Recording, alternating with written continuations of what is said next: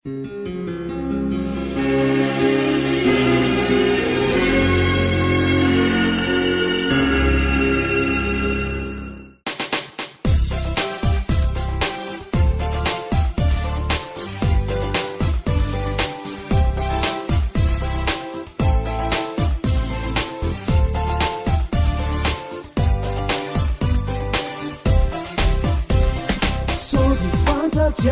sa media American bersama Kasun Rek di Kasun Ren Kasan Q saat Chris Brown Tito dan di Jackson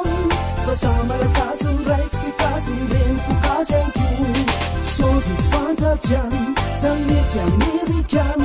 bersama Kasun Rek di Kasun Ren Kasan Q saat Chris Brown Tito dan di Jackson bersama Kasun Rek Kasun Ren Kasan Q asal tubuh terbunuh musika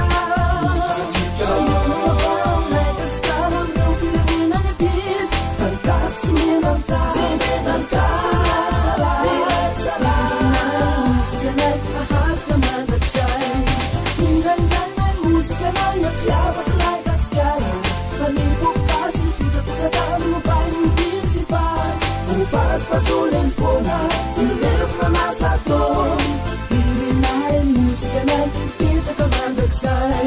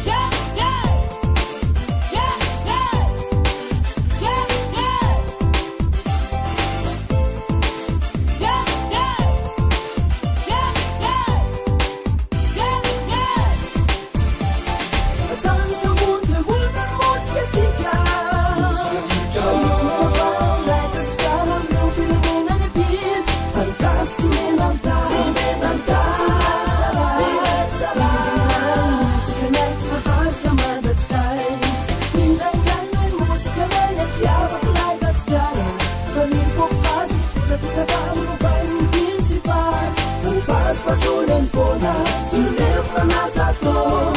Hirinahin musika na kita kamandagsay So it's fun dyan sa media American Kasama na Kasun Rek di Kasun Ren Kasan Q Saat Chris Brown Tito dan di Jackson Kasama